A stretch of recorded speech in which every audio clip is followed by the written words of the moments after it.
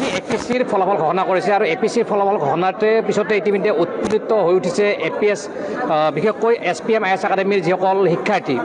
যদি আমি ক'বলৈ যাওঁ যে এইবাৰ এপিএছচিৰ যিসকল প্ৰাৰ্থী অৱতীৰ্ণ হৈছিলে তাৰে ভিতৰত 288টা পদৰ আৰু 249টা পদেই SPM IAS একাডেমীৰ শিক্ষাৰ্থীয়ে লাভ কৰিবলৈ সক্ষম হৈছে। তাতকৈ গুৰুত্বপূৰ্ণ কথাটো হ'ল যে এগৰাকী শিক্ষাৰ্থী তেওঁৰ কথা ক'লে হয়তো সকলোৱে গৌৰৱান্বিত হ'ব আৰু ইনস্পায়াৰ হ'ব ছাত্ৰ ছাত্ৰীসকল বা শিক্ষাৰ্থীসকল। তাৰ কাৰণে মই এইগৰাকী শিক্ষাৰ্থী হৈছে নাম জেছমিন চুলতানা।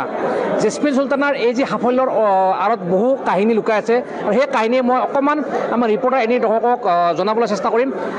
জেছমিন চুলতানাই প্ৰথমে মই কি ৰেংক পাইছা আৰু কেনেকুৱা ধৰণৰ সফলক লৈ কি ক'বা তুমি? নমস্কাৰ, গম পাইছে মই জেছমিন চুলতানা আৰু মই APS ৰেংক 6 পাবলৈ সক্ষম হৈছোঁ। আৰু বিশেষ বুলি কৈছোঁ কাৰণ অসমীয়া মাধ্যমত লিখি পেলাই পাবলৈ সক্ষম হৈছোঁ।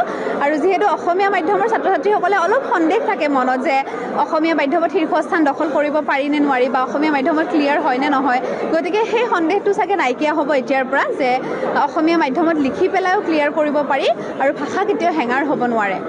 কিন্তু মই তোমাক তুমি বুলি কৈ আছোঁ, আজি কিন্তু মই জেছমিন বুলি কৈছোঁ। কালিলৈকে DSP হৈ যাব তেওঁ, কালিলৈকে DSP মেডাম বুলি ক'ব লাগিব। তেওঁক লগ কৰিব গ'লে কাইলৈৰ পৰা আমি পাৰ্মিশ্যন ল'ব লাগিব। কিন্তু আজি যিহেতু আমি চিনাকি আগৰ পৰা চিনাকি তেওঁ যিহেতু SPM IAS একাডেমীত তেওঁ এগৰাকী শিক্ষাৰ্থীৰ লগতে তেওঁ ইয়াতে কৰ্মচাৰী আছিল, তেওঁ কাম কৰিছিল। মই তেওঁৰ পৰা প্ৰথমে জানিব পাৰিছোঁ কি কাম কৰিছিল SPM একাডেমীত।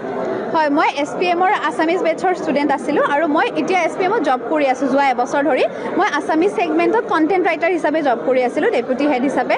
গতিকে SPMৰ লগত ওতঃপ্ৰোতভাৱে জড়িত আৰু SPMে সঁচাকৈ বহুতখিনি দিছে কাৰণ মই প্ৰথমবাৰ মেইনছ ক্লিয়াৰ কৰা নাছিলোঁ, কিন্তু জব কৰি কৰি এইবাৰ ফাৰ্ষ্ট টাইম জবৰ লগতে পঢ়া মিলাই পেলাই ৰেংক 6 পাবলৈ সক্ষম হৈছোঁ। আৰু হয়তো যদি SPMত জইন নকৰিলোঁ হয়, মোৰ সেই ডিচিপ্লিনটো, সেই ইফেক্টিভনেছটো যে মই কামৰ সৈতেও মানুহে ক্লিয়াৰ কৰিব পাৰে, যে কিমান ডিচিপ্লিন হ'ব লাগে, প্ৰশাসনিক বিষয়া এগৰাকী হ'ব লাগে, কিমান কনচিষ্টেণ্ট হ'ব লাগে, সেইখিনি হয়তো নহ'ল হয়।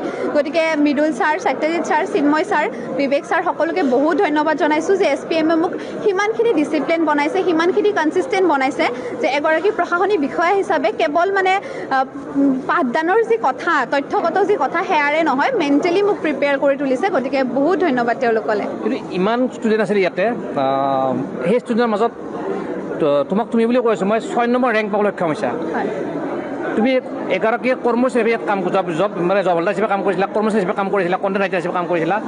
ৰাতিপুৱা আহি গধূলিলৈকে ইয়াতে কাম কৰিব লাগে, তাৰে মাজতে তুমি অধ্যয়নো কৰিব লাগে। কেনেকৈ অধ্যয়নটো টাইমটো কেনেকৈ মিলাইছিলা? ঘৰৰ কাম